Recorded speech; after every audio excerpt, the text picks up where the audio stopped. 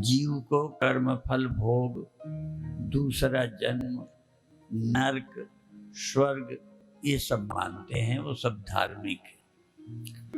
और धार्मिक लोग विश्वास करते हैं किसी न किसी ग्रंथ पर। नास्तिक वो है जो किसी ग्रंथ पर विश्वास नहीं करता, वो अपनी तर्क और बुद्धि के आधार पर सोचता है। बुद्धि के आधार पर सोचने पर जन्म से मृत्यु तक ये सबको लगता है, पर देह छोड़ने के बाद अगले देह में जाता है, देह छोड़ने के बाद नरक जाता है, स्वर्ग जाता है। इसलिए सभी संप्रदायों में स्वर्ग है, नरक है, दोजख है, बहिष्ठ है, हेवन है, हेल है। नास्तिक मानते हैं कि शरीर है, खत्म हो गया, इसलिए उनका यही श्लोक सूत्र, जब तक जियो यावत जीवेत सुखम जीवेत, जब तक जियो सुख से जियो, और ऋण लेकर के घी पियो चाहे शराब पियो। भस्मीभूतस्य देहस्य पुनरागमन कुतः, ये शरीर जल जाता है। कौन है जो कहीं जाता है नरक स्वर्ग, वो नहीं मानते। तो सब नास्तिक एक मत हैं, स्वर्ग नरक नहीं है, कर्म फल भोगना नहीं पड़ता, इसलिए चाहे जैसा जियो चाहे जैसा करो। लगभग नास्तिकों से भी हमारा कोई न कोई परिवार प्रभावित भी है। कई बार आजकल के बच्चे सीधा सीधा वो नहीं कहते हम नास्तिक हैं, पर इन बातों को नहीं मानते, कर्म फल भोग ये वो। इसलिए जब हम कर्म फल नहीं मानेंगे तो गिरने के चांस ज्यादा है, पतित होने के। गिरने का मतलब पतित होने, हम अपने पथ से परंपराओं से विचलित हो जाएंगे। तो इसलिए चूंकि ये शरीर, भगवान ने गीता में कह दिया कि ये शरीर जब बच्चा था तब भी तुम जगते थे और इस देह के द्वारा काम करते थे। बड़े हो गए शरीर से तब भी जगते हो, पढ़ते हो, नौकरी करते हो। तो शरीर बदलता गया, बचपन से जवान हुआ, बूढ़ा हुआ, पर इसमें रहने वाला जीव बचपन में भी रहता था, जवानी में भी रहता है, बुढ़ापे में भी रहता है। भगवान ने कह दिया जैसे तीन अवस्थाओं में रहता है, ऐसे ही जब ये शरीर छूट जाता है तथा देहांतर प्राप्ति, तैसे दूसरा देह प्राप्त हो जाता। जैसे आपको बचपन के बाद जवानी मिल गई, जवानी के बाद बुढ़ापा मिल गया, पर इसमें याद है। पर जब ये शरीर छूटता है, दूसरे शरीर में जाते हैं, तो याद नहीं रहता।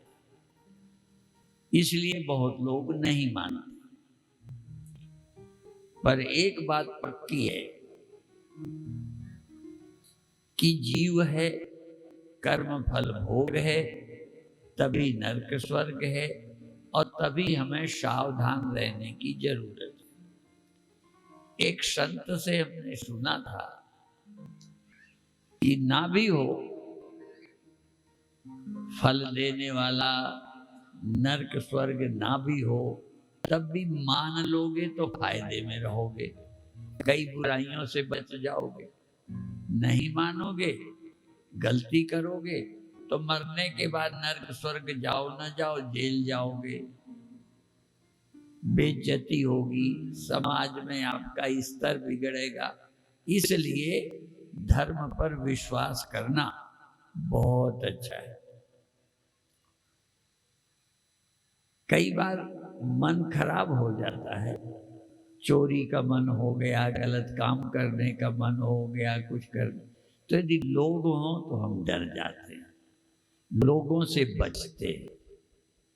जैसे आम लोग, संसारी लोग जो धर्म को नहीं भी मानते, वो भी समाज के नियमों को पालन करते हैं, क्योंकि उन्हें लगता है कि समाज के विपरीत चलेंगे तो हमारी बेइज्जती हो जाएगी, समाज में जेल जाना पड़ेगा, इसलिए बुराई से बचते हैं।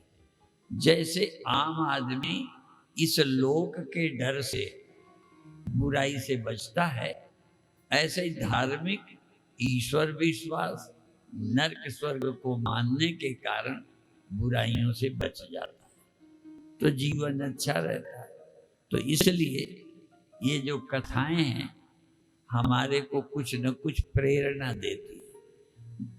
कोई पूरा मानता है, कोई पूरा नहीं मानता, तो थोड़ा मानता है, पर लाभ है, व्यर्थ नहीं जाएगा।